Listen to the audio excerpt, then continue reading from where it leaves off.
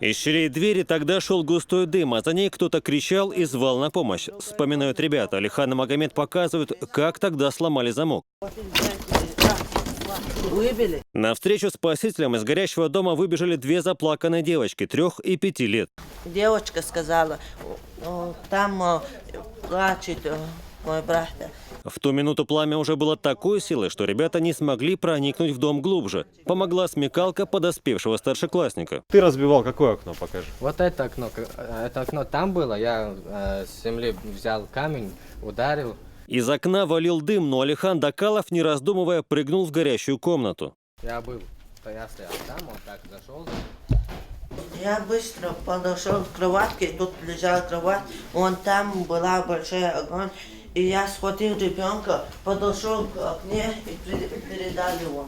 Кому именно в руки передавал тогда малыша, Алихан уже не помнит, говорит, думал только об одном. Я боялся за ребенка, чтобы он не смог, вдруг он умрет или что-нибудь случится с ним. От дыма, которым подросток успел наглотаться, он едва сам не потерял сознание. К счастью для здоровья и юных спасателей, и маленьких спасенных, все в итоге обошлось благополучно. Причиной возгорания пожарные назвали старую электропроводку в доме. По роковому стечению обстоятельств она начала тлеть, когда хозяйка выбежала на 15 минут к соседке. Погорельцев, детей и внуков принял дом родителей мужа Миланы. Будет ли у них теперь свой собственный взамен сгоревшего? Молодая мама даже не знает. Главное, дети остались живы, а их спасители встречают уже как и родных сыновей. Как я люблю моего сына, так я люблю этого сына. Дедушки спасенных внуков, в свою очередь, тоже есть что сказать юным героям. Огромное человеческое спасибо.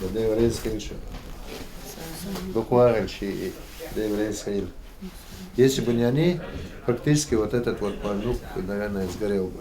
Героические действия Алихана Дакалова, Магомеда Алабаева и Идриса Даудова привлекли внимание руководства чеченского МЧС. Они разыскали ребят и торжественно перед всей школой отметили их подвиг. Как профессионалы действовали.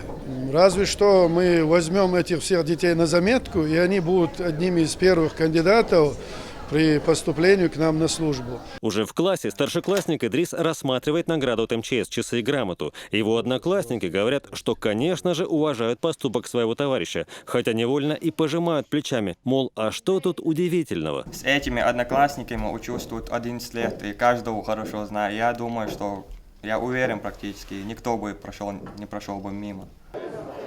Кто говорит, что мы ослепли от потребительских ценностей, и кто называет это поколение потерянным. Если 13-летний человек способен зайти в горящий дом, чтобы спасти жизнь младенца, это признак здорового общества. Так говорят люди в Горогорске, и по праву гордятся своими маленькими, но настоящими героями. Михаил Лебедев, Муслим Типаев, новости.